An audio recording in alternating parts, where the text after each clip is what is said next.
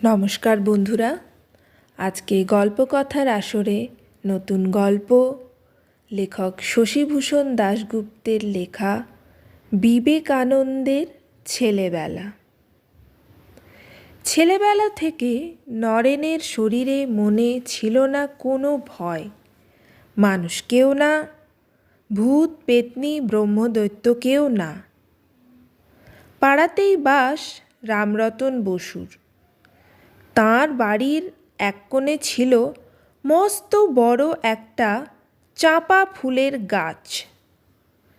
তার গোড়ার দিকে ছিল বেশ বড় দু একটা ডাল। পাড়ার ছেলেদের একটা আড্ডার জায়গা হয়ে উঠল এই চাঁপাতলা। এখানেও গেছো সর্দার নরেন। তারা সব চাঁপা ফুল তুলতেই আসে না, তারা গাছের শক্ত মোটা ডালে দোল খায় আর সেখান থেকে ডিগবাজি খেয়ে পড়ে মাটিতে। বুড়ো রামরতনবাবুর এ হয়েছে এক অশান্তি।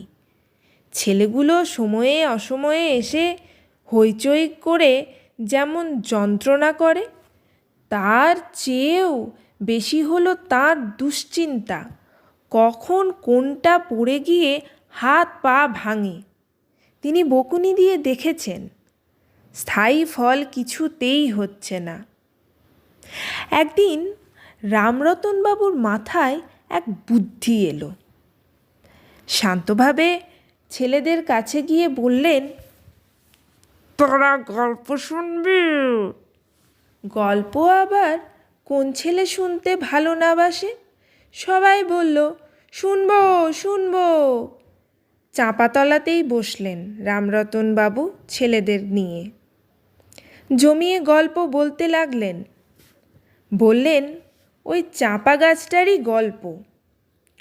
অনেক দিনের পুরনো এই চাঁপা গাছ।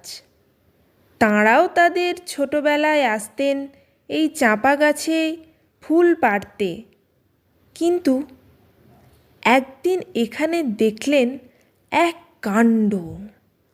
তারপর থেকে আর আসতেন না। ছেলেদের মধ্যে কেউ কেউ শুকনো গলায় বলে উঠল, কি দেখলেন? না, সেসব শুনলে তোরা ভয় পাবি। ছেলেরা বলে, বলুন না একবার। রামরতন বাবু চোখ দুটো গোল্লা পাকিয়ে বললেন, দেখলাম এই গাছটার ডালে এক ব্রহ্মদত্তি। নরেন বলল, কীরকম চেহারা? সে ভয়ানক চেহারা। নিশুতি রাতে একখানা সাদা চাদর মুড়ি দিয়ে ঘুরে বেড়ায়, আর যারা এই গাছটাতে চড়ে তাদের ঘাড় মটকে দেয়। গল্প শুনে কেউ আর মুখে কোনো শব্দ না করে যে যার বাড়ি চলে যায়।